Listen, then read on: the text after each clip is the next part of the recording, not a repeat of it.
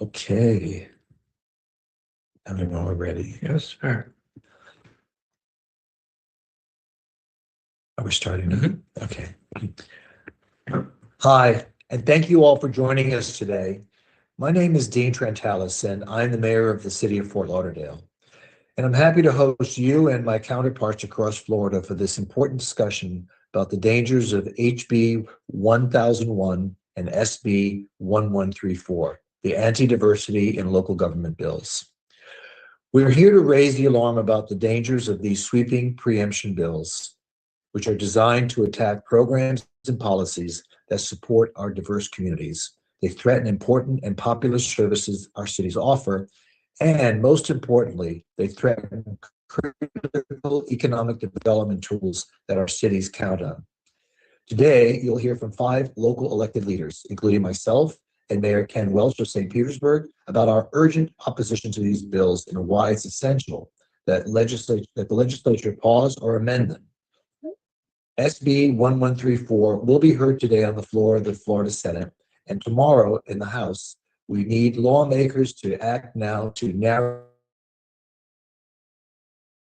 As drafted, HB 1001 and SB 1134 ban and defund a wide swath of local government action related to minority communities. This includes programs supporting women and minority-owned business programs, many cultural festivals and nonprofits, and even support for pride festivals. This bill's target and ban, quote, any official action, unquote, by a local government, directly or indirectly, including but not limited to ordinances, resolutions, rules, regulations, programs, or policies related to diversity, equity, or inclusion. For the bill's sponsors, this means any, quote, training, programming, or activities, unquote, that reference historically protected classes like race, color, sex, ethnicity, sexual orientation, or gender identity. The bill's penalties include a broad cause of action, allowing any resident to sue a local government for perceived violations of the law, and also allow for duly elected city and county commissioners to be removed from office for alleged violations. This is a penalty typically reserved for the worst kinds of public corruption. But beyond the legal and governance concerns, we must also talk about the very real economic consequences these bills could have on communities like our own. Fort Lauderdale is a global destination. Our economy depends on tourism, hospitality, small business growth, and the creative energy that comes from welcoming people of every background. When the state sends a message that diversity itself is something to be regulated or restricted, that message travels far beyond Tallahassee. It travels to convention planners, international visitors, major employers, and the entrepreneurs deciding where to invest. And the truth is, perception matters in today's economy. Greater Fort Lauderdale is proud to be one of the most welcoming destinations in the country for the LGBTQ plus residents and visitors. Our region has one of the highest concentrations of same-sex households in the United States. And each year we welcome more than 1.3 million LGBTQ plus visitors in our community. Those visitors support our hotels, our restaurants, shops, and small businesses. They attend our festivals, our arts events, and our conventions.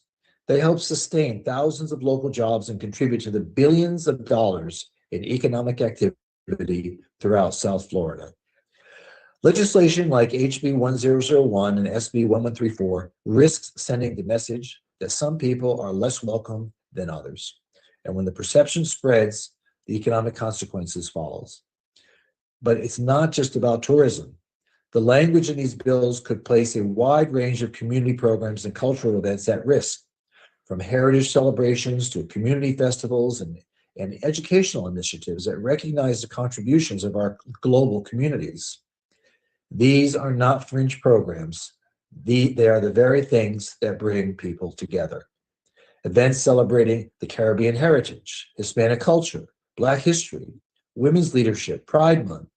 In fact, in 2 weeks, we're going to be commemorating St. Patrick's Day. That parade would be a goner.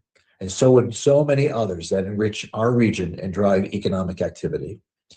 They fill our hotels. They sustain our restaurants, as well as patronize our small businesses.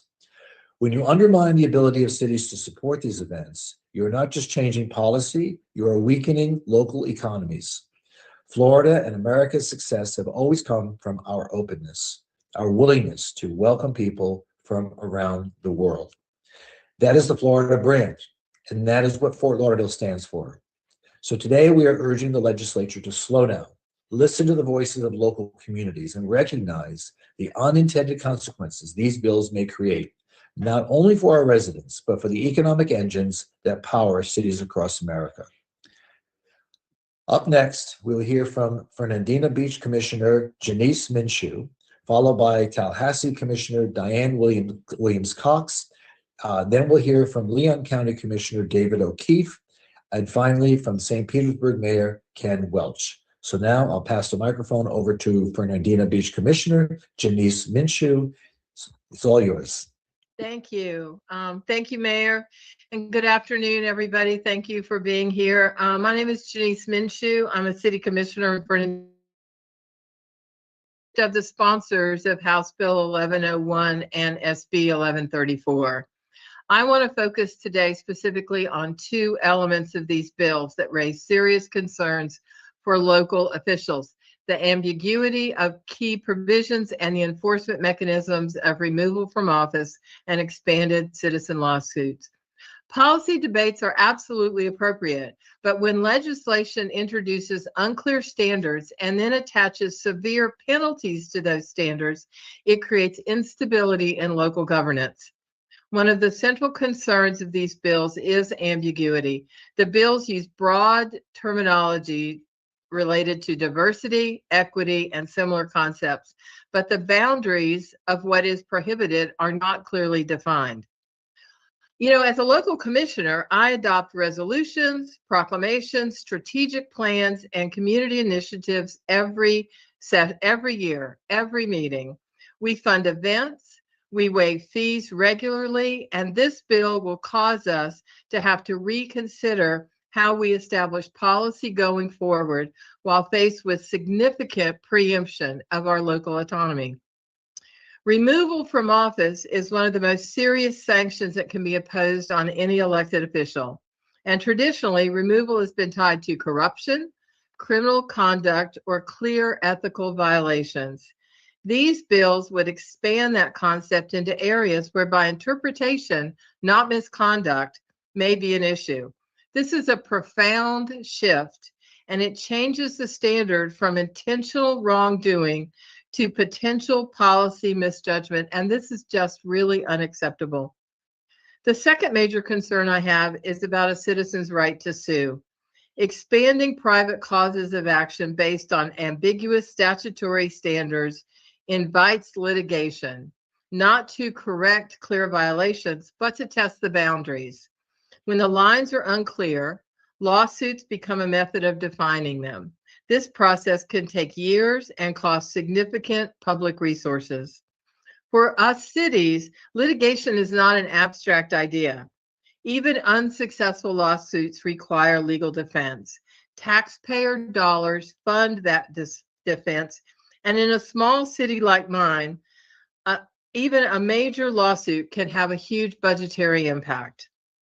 Beyond cost, there is the governance impact. If any action that references broadly defined concepts can trigger a lawsuit, then local officials would avoid to adopt adoptions out of concern. Public meetings become more guarded, advisory discussions become constrained, and the chilling effect is real when the consequences include both removal and litigation. If the legislature intends to prohibit specific practices, then those practices should be clearly and narrowly defined. If there are actions that are plainly impermissible, they should be described with precision. Clear lines protect everybody, the public, the courts, and local officials. But when definitions are broad and penalties are this severe, the result is uncertainty and conflict. Instead of resolving policy disagreements in commission chambers or at the ballot box, disputes shift into courtrooms. Instead of voters holding officials accountable for clear misconduct, removal may hinge on just statutory interpretation. As an elected official serving within the sponsor's district, I urge reconsideration of the ambiguity and the enforcement structure in House Bill 1101 and Senate Bill 1134. At a minimum, clearer definitions and more proportionate remedies should be considered. Local government functions best when the rules are clear, the penalties are fair, and accountability flows from the voters that we serve, not from preemption by the state. So thank you again very much for your time, and we'll go on to the next speaker. Great. Thank you so much, Commissioner. Now I would like to invite Tallahassee Commissioner Diane Williams-Cox to speak to us. Thank you for the opportunity to speak with you this afternoon. Unfortunately, we're having to spend time dealing with this issue when we should be doing our jobs in local government. But here we are. The House Bill 1001 by Rep. Black that moved through committees last week is deeply concerning from our perspective at the local level. There is broad bipartisan concern about the practical implications of this legislation, particularly how it could affect routine community events, advisory committees, and other everyday civic programming that cities host to bring our neighbors together. Let me be clear. If this legislation were narrowly tailored to employment-related DEI practices, while still a significant preemption of local authority, it would at least be understandable in scope. Cities could evaluate it, adjust policies as needed, and move forward with predictability and stability. But this is not what these bills do. In its current form, it appears considerably broader.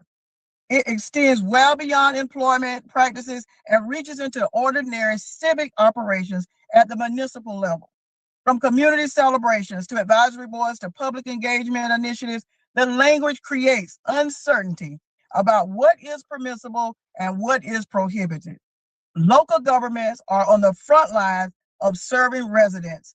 We manage parks, host cultural events, appoint volunteer advisory committees, create forums for civic participation, and these bills that are drafted risk disrupting these basic functions. Not because cities are acting improperly, but because the language is vague and overbroad. Preemption of this magnitude deserves careful consideration and a clear single focus. Instead, we are faced with a proposal that appears to stretch across multiple policy areas and inject uncertainty into routine governance. For those reasons, we respectfully oppose the bills and urge lawmakers to reconsider as its scope and practical impact on communities across our state. It provides for broad prohibition on DEI actions.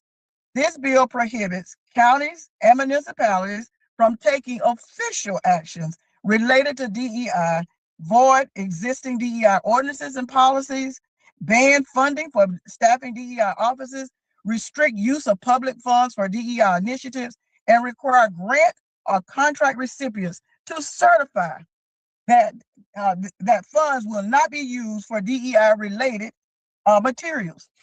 Enforcement provisions are weak.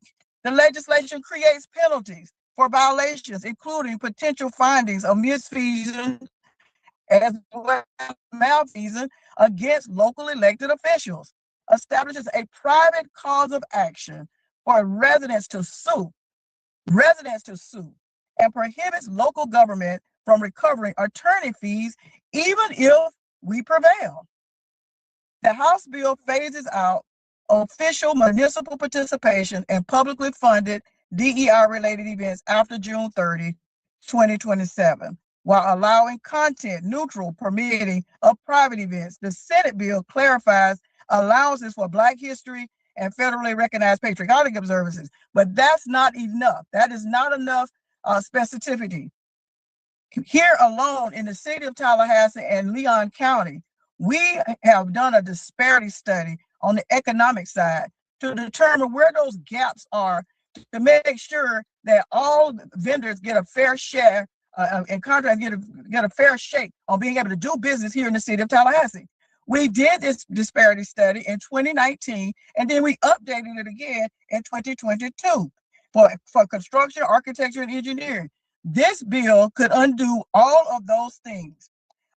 This disparity study, which I recommend that this whole thing slow down and a study be done instead of having a knee-jerk reaction, and a study be done to determine what if anything needs to be done. But this particular study provided us with legal defensible evidence of inequities between the availability of minority and women-owned businesses and their actual utilization in public contracting. As a result, the premises of commissioning this was to study for our community, so to develop contracting and procurement opportunities so that we could close that gap and make sure that everyone had a fair shake and a fair opportunity. If this bill passes, this jeopardizes more than 150 minority-owned businesses. And over the past 3 years, between the programs that we have in the city of Tallahassee and Leon County, that equates to more than $35 million. Hear me again, more than 150 contractors and equaling to more than $35 million that this could impact because of this bill alone. So in other words, contracting and procurement can have the like of that could have a significant impact in our communities. It is important to ensure that women and minority-owned businesses get their fair shake and are equitably used for services that we provide.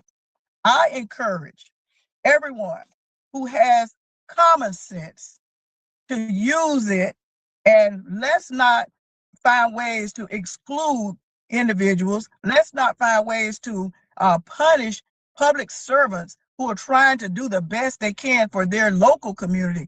Let's keep local voices and local choices in our community. It's already being eroded. This I see as another opportunity to do that.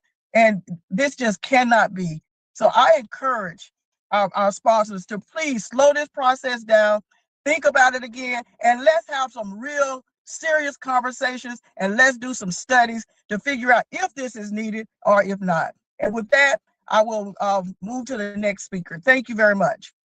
Great. Thank you so much, Commissioner. I'd now like to invite Leon County Commissioner David O'Keefe. David. Thank you. And thank you to Mr. Mayor for bringing us together today. My name is David O'Keefe, and I'm the County Commissioner representing District 5 in Leon County. And when I testified before the House Committee regarding this legislation last week, I made a very simple point. Local elected officials are the closest representatives to our neighbors. We have a fundamental duty to represent their values. Even when we disagree on those values, we ought not threaten the removal of duly elected officials from office just for representing the best interests of their communities.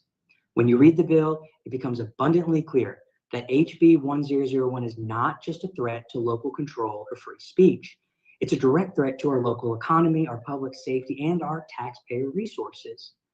Now, I'm deeply concerned about the economic and community impact this bill could have right here in Leon County.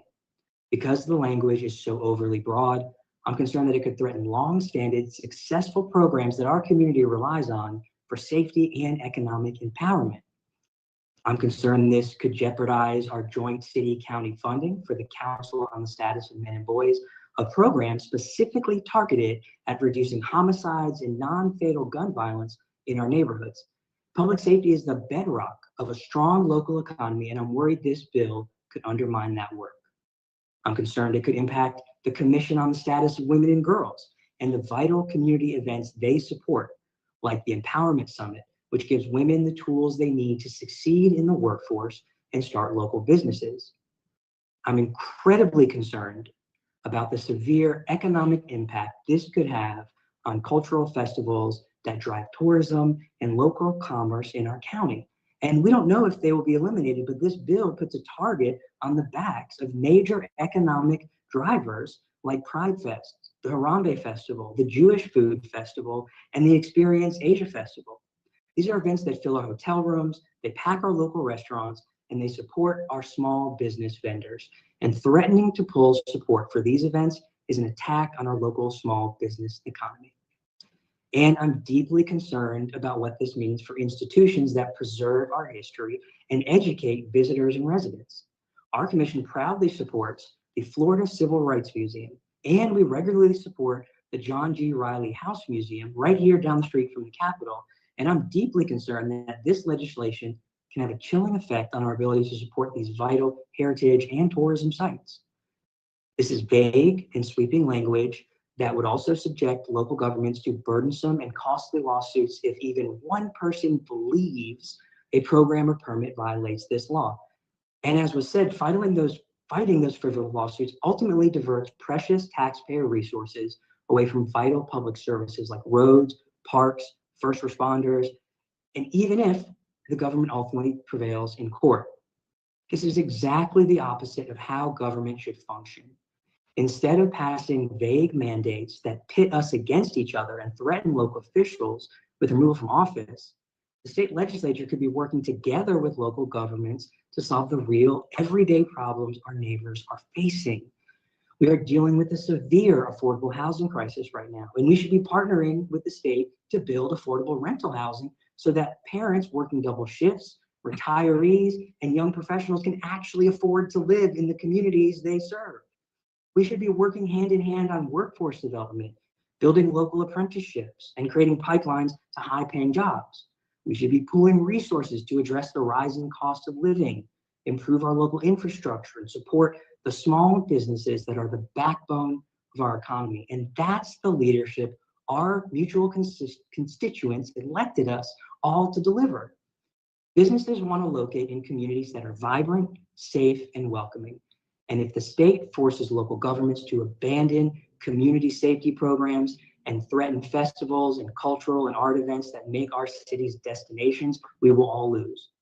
We cannot afford to let vague state mandates jeopardize our local economy, drain our tax dollars in frivolous lawsuits, or defund critical violence prevention programs. We must protect our community's right to invest in the people and programs that we decide make our hometowns thrive. Thank you. And with that, I will pass the microphone over to the Honorable St. Petersburg Mayor Ken Welch. Thank you, Commissioner, and to our host, Mayor Trantalis, other local government officials, and our organizers at Equality Florida. Good afternoon. It's an honor to join you all today on behalf of the city of St. Petersburg to discuss this dangerous and undemocratic legislation. I want to echo the concerns shared on this call. This proposed legislation is a serious threat to local governments and directly challenges the constitutional principle of home rule in Florida. It is also the latest attempt by some of the legislature to redefine and demonize the concept of diversity, equity, and inclusion. This legislation is vague and the impacts will be much broader than many may realize. If this legislation were to pass, as my colleagues already covered, it would impede local government's ability to respond to community needs, create operational uncertainty, and weaken the public's trust in government. The unintended consequences from this legislation would be significant. It could impact existing programs that support women and religious communities, and could even restrict, as has been said, celebrations for certain ethnic groups like St. Patrick's Day, not to mention Black heritage, Hispanic heritage, and pride. It may sound ridiculous because it is ridiculous. Rather than address the real issues of housing, affordability, insurance, and resilience, and maybe passing a budget on money on culture wars, and Florida can and must do better. We can't predict all the unintended consequences that could result from this legislation, but we do know that this is the state's latest attempt to continue exerting their authority over local governments. Between the desire to decimate property taxes, which fund our first responders, ongoing financial audits from the state, and this proposed legislation, it's clear that local governments are being targeted. It's also clear these bills are written with the belief that locally elected leaders, like you heard from today, cannot be trusted to govern within the communities that elected them, the communities that we know better than anyone in Tallahassee. St. Pete believes in inclusive progress and a city that works for everyone. Our inclusive policies are neither discriminatory nor symbolic. They are essential tools for effective governance and reflect the will of our local voters. That's what I ran on, inclusive progress. These programs and policies improve public health outcomes. They strengthen our workforce recruitment and retention, enhance public safety, and ensure equitable access to city services. Now, while I acknowledge the legislature's authority to set statewide standards, these bills reach far beyond what is appropriate and directly goes against what our residents have voted for. As Mayor of St. Pete, I want to send a clear message to our residents. We are committed to fighting this legislation, and we will continue to advocate for our community and our priorities. I want to say thank you to everyone joining us today. Together, we will stand firmly in the defense of local self-governance and future based on our community values. Thank you all. Thank you so much, Mayor. We really appreciate your comments and all the commissioners as well. At this point, I'd ask the commissioners and the mayor to keep themselves unmuted and ask any member of the press who may have questions and to whom that question is being addressed.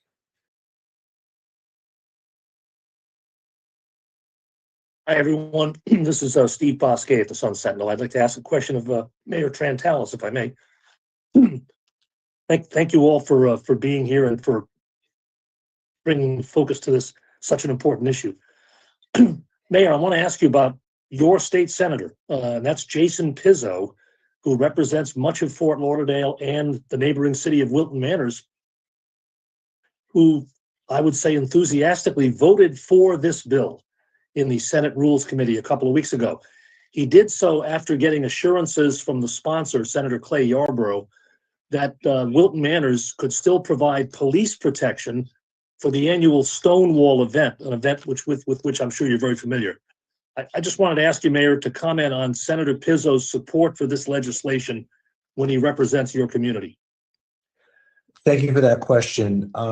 I saw where he had voted for it, and I have to tell you, we are completely disappointed in his vote and his representation of his own district. I attempted to contact him. He refused to respond to my efforts to speak with him about this. He has gone rogue on this issue and was very disappointed. We understand he's completing his term, and honestly, I just don't think he represents his district very well. So we're hopeful that the rest of the Senate and the other senators like Rosalind Osgood, for example, as well as our state representative, who I understand Chip LaMarca also voted against these bills. We're very respectful and appreciative of their efforts to represent the views of our district, but Senator Pizzo clearly has gone off on his own in this regard. Any other questions? This is Ty Russell with WFLA. I have a question for Mayor Welch. I know that State Rep Rayner has been talking to some of the Republicans who were drafting these bills. They say that she mentioned some things and there were some amendments made. However, it doesn't look like these measures will be killed. They're still making their way through. So, Mayor Welch, have you been successful in speaking to other state reps and state senators in the Pinellas County area to try to gain more amendments onto the bill, or just kill the bills in general? We're talking to our entire delegation. Had a late night text conversation with Senator Rouson last night. So we're all hands on deck on this, and we'll continue to look at every option we have to either defeat this bill, or if it passes, to fight it. Does that option include lawsuits if these measures are passed and signed into law? It's every option we have. Thank you, Mayor. Thank you. Mayor Welch, Martin Vasola with Axios. I had a question about Pride and related events, community events like that. Do you think this bill would restrict a city from providing in-kind services like police sanitation, or just cash sponsorships, or is it unclear to you? It is so vaguely written that we don't we're not sure of that. Now, I think the implementation date is January 27th, the last version I saw, January of 2027. So it wouldn't affect this year's Pride, but it is so far ranging that it just depends how risk averse a city or a county wants to be, given their broad definition of DEI. My question is also for Mayor Welch. Sorry, this is Mark Parker here, but anyone else can answer too if they would like. Actually, two questions. My first is, and I know it's ambiguous, but do you think this legislation would affect community redevelopment areas as far as their operations and what they currently do? And then my second question is similar to one previously posed, and that is, if this is successful, if the legislation becomes law and you know, power is concentrated in Tallahassee, so to speak, as you mentioned, you know, what are the odds of us being able to kind of undo that once we have a new state administration? So your last question first, we're monitoring it very closely. It depends if the legislation passes or not, what our approach would be. On the CRAs, this is another concern that I have. You know, in Pinellas County, in the city of St. Pete, we created the first CRAs that were based on reducing poverty. So it's based on income. Hopefully that would not be affected by this legislation, but we've seen, again, attempts to preempt our use of CRA dollars in the past as well. So we're monitoring everything closely. I think the CRAs are okay as it relates to this bill. And I'll ask my colleagues if they have any other.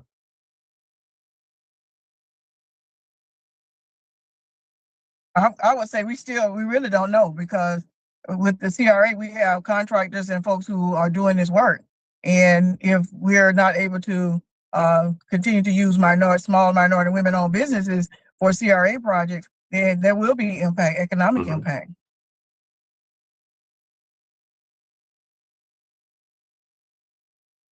I had one more question for Mayor Trentalis. You mentioned, and your colleagues mentioned, unintended consequences. Do you have any idea what the intended consequences were for a bill like this? Very good question there, Martin. I think the consequences are quite obvious. It's clear to denigrate the gay community, African American community, any persons of color, women. It's quite targeted at those communities, and it's not just evidence in these bills. The rhetoric over the past several years continues to show a direction that this particular administration and this legislature has followed. So we're not kidding ourselves here, but in trying to throw the baby out with the bathwater, they're also going to cancel all kinds of cultural events. I mentioned St. Patrick's Day. CRA was very interesting that was brought up, because clearly those are economic minorities for which the CRAs were intended to help mitigate the impact of the economies. It can go on, and Mayor Welch says how risk averse are we going to go? Because the option of the governor is to remove us from office if we walk down the street in one of these parades. And it's almost getting to the point of absurdity, the extent to which these representatives in Tallahassee are taking their cultural agenda. And in reality, we're just trying to run a city. We're just trying to get affordable housing built. We're trying to help homeless people get off the streets and get back on their feet. We're just trying to, run cities. This stuff that's coming and, kicking us from behind is not helping. And like it's been said, let them help us on these issues. Let them help us on the cost of property insurance, the issues that are really important to people in our communities. Those are the issues that need to be addressed. And because they don't have solutions, or afraid to create solutions, they try to create diversions so that they think that they in fact accomplishing what their purpose is in Tallahassee, when in fact it's just a subterfuge for inaction. And Mayor, this is Janice Minshew. If I could just make a couple of comments, particularly around the issue of unintended consequences. So the current House bill has some carve-outs for Martin Luther King's birthday, which is January 15th, and for MLK National Holiday, which is the third Monday of January. For the last 2 years, our local Democratic Black Caucus and other Black organizations host an MLK breakfast on the Saturday before. It's not one of the 2 dates that's in the bill, right? So I've been invited twice to come and speak at that. So if next year, if this bill passes, and I get invited to speak in my official capacity at an MLK event on the Saturday, which is not one of the protected dates, am I creating malfeasance? Am I going to be removed from office because I am speaking to a huge part of my local community? I mean, those are the kinds of concerns that we've got. I mean, we're a small city, but we do put on big events. And we waive fees all the time, street closure fees and special event fees for nonprofits. In talking to our senior staff, we also give about $150,000 a year away to local nonprofits who are providing what I consider, safety net functions for our city. In talking to our senior staff, our position is we're just going to stop doing all that. We will take away money, from old people and from poor people and from battered women's shelters, and we'll just stop. And that is not what we want to do, nor that is what our community wants us to do.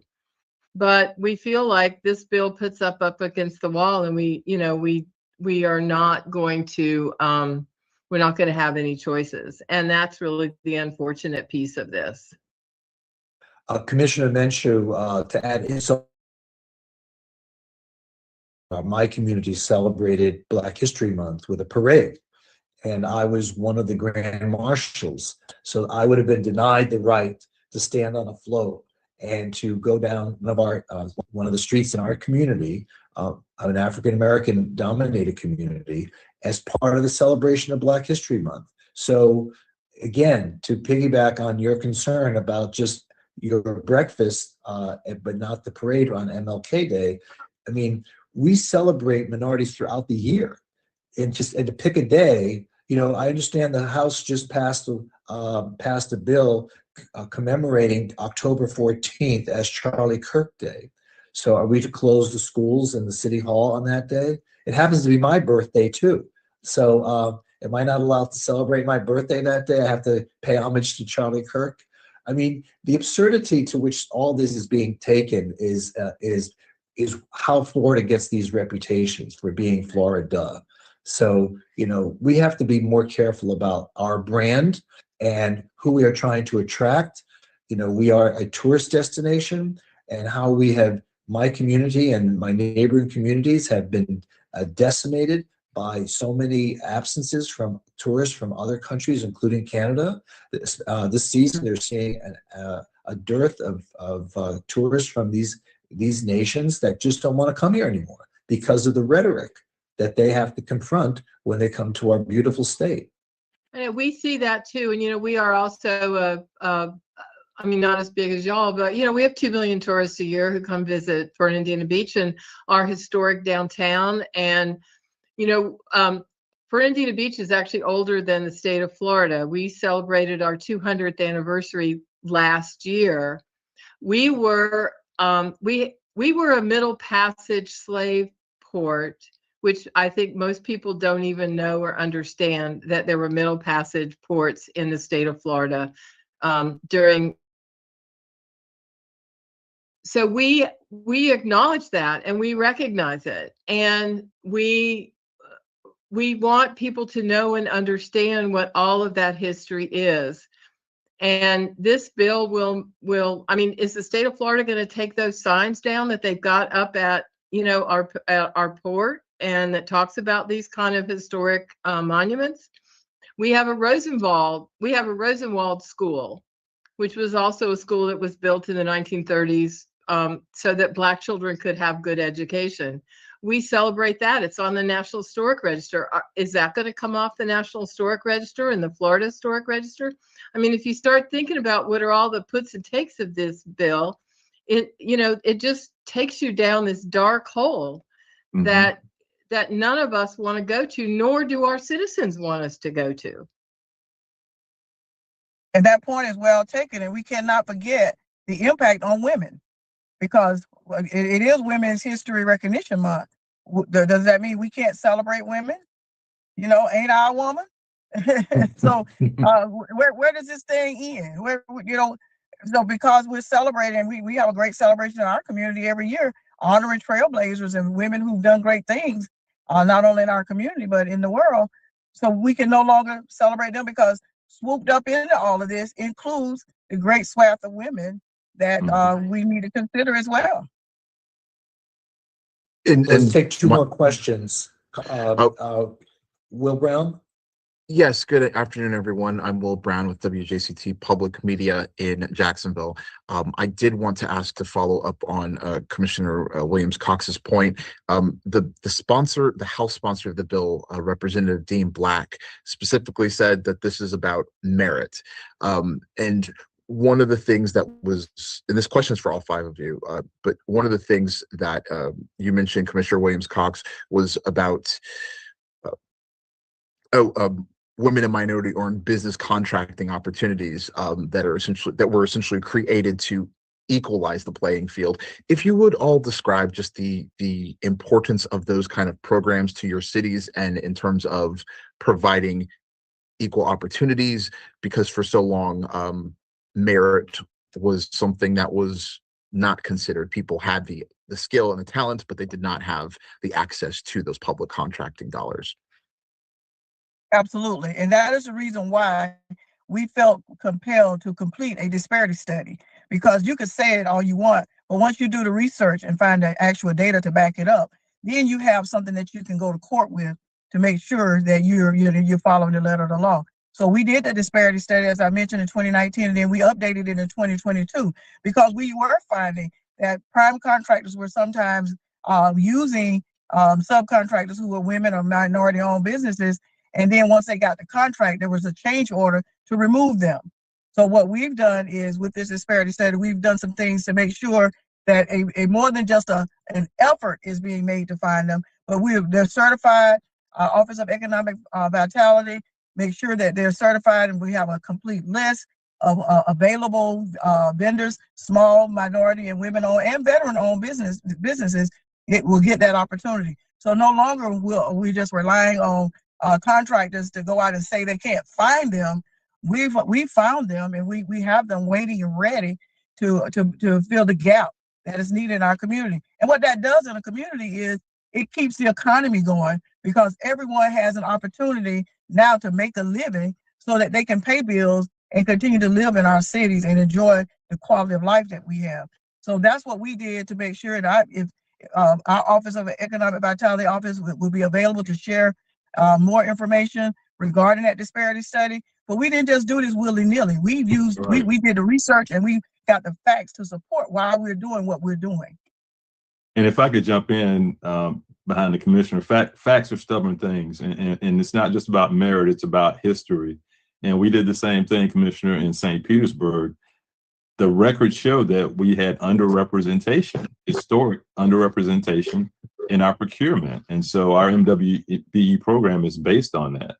But the larger question to me is, how does this bill make the quality of life better in the state of Florida, or what problem is it solving?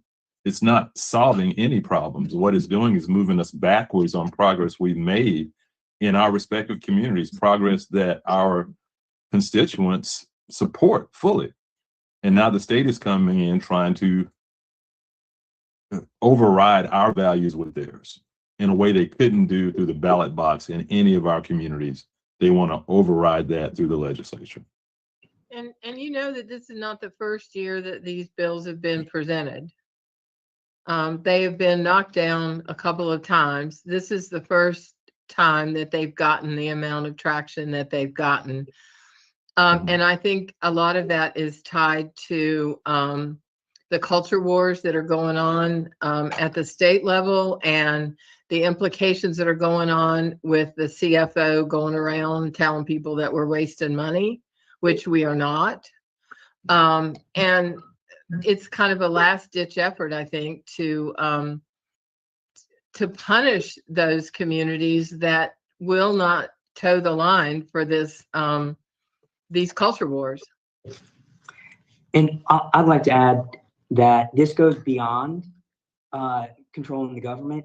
This actually controls what private businesses can decide to do in their own hiring that work with governments. This bill requires businesses that get bids and grants from governments, from local governments, to certify that they don't do any diversity in supplying or anything like that. That is not a requirement of government. That is a complete private business decision, which goes well beyond even local control into going against what private capitalist free market businesses want to do. Colleen Wright, you had your hand up. Yes, hi.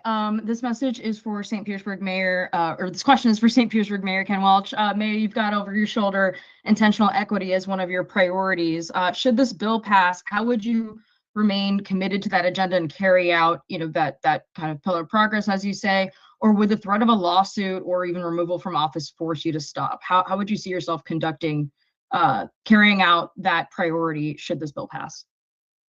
Thanks, Colleen. And that's a good question. I don't know if you were on earlier. We're going to look at every option depending on whether the legislation passes or not. But one thing that I don't think we should do is accept a new definition of what diversity, equity, and inclusion means. You've heard me say many times in St. Pete, equity is history, is economic development and opportunity informed by history. And for example, the historic gas plant, which is where the Tampa Bay Rays played. A lot of folks from the outside look at that as an economic development initiative, but they don't know the history that there were 800 people that lived there in a red line community that were promised economic inclusion. And so when you're informed in an equitable way, that's our definition of equity. I just am not going to adopt the legislature's demonized version of how they want to define it. I think that's the first mistake we make, is to accept this new definition of DEI as being discriminatory and prejudiced, which it never was. For a while, you couldn't mention climate change in Tallahassee for a while. But I can tell you Hurricane Helene and Milton kind of proved the point, and there are no folks that don't believe in that very much in Florida anymore. So we're going to stick with what we know equity to mean in St. Pete, and we'll look at all options, Colleen. Great, thank you. Last question, Mark Parker.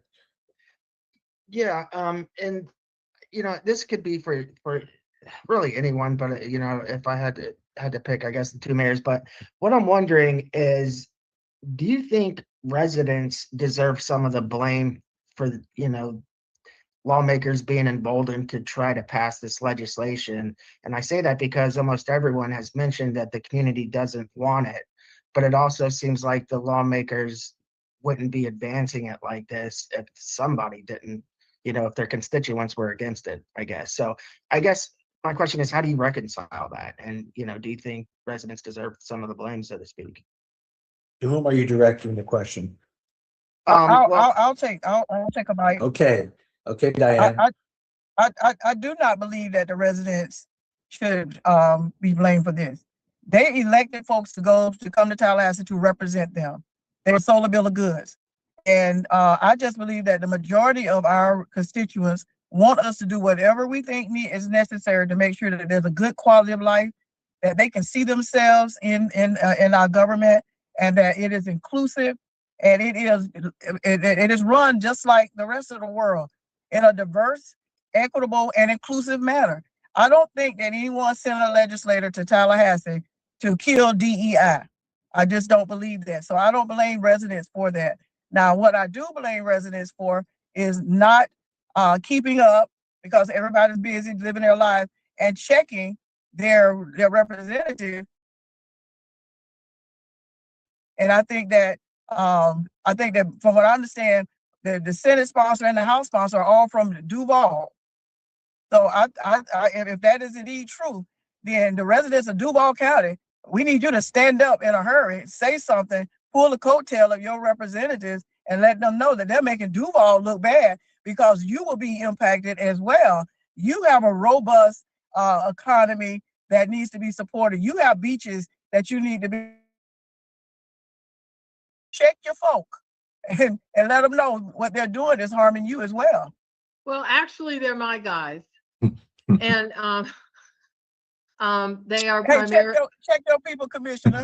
I know. Actually, they're my guys. So yes, they're districts. So frankly, both of these legislators are in very carved out conservative districts, and they were elected with big majorities, and we understand that. But when you talk to folks in Nassau County and in the parts of Duval County that they represent, they're talking about development, they're talking about affordability, they're talking about their property taxes. They're not talking about DEI. They're not talking about whether or not we should be in a Black History, we should be in an MLK parade. They're talking about the bread and butter issues that face them every day. My property insurance renewed in February, and it went from $6,000 a year to $13,000 a year. And so I've been scrambling for the last 6 weeks looking for new insurance. And in January, I had dinner with our representatives, and I talked to Senator Yarborough about that very issue. I mean, those are the kind of things that I think our elected representatives need to be dealing with. I understand that we're not as powerful, I guess, as the insurance lobbies, but I believe that our constituents in our counties and in their districts are more interested in bread and butter issues. They are more interested in overdevelopment. We have huge development going on in Nassau County, and the price of homes, the affordability, homelessness, those really bread and butter issues. And again, this is just a diversion for somebody's pleasure, but not I think the general public. So no, I don't think that we should blame them. I think they need to be educated to understand what their representatives are actually doing in Tallahassee versus what they think they ought to be doing. With that, I want to thank the mayor and commissioners for participating in this forum, and I want to thank all the members of the press who contributed to this, and we want to thank everyone's attention for what needs to be brought to bear in trying to defeat these measures. So thank you, everybody, and let's hope that we are successful at the end of the day. Yes. Thank you, you all. everybody. Thank you.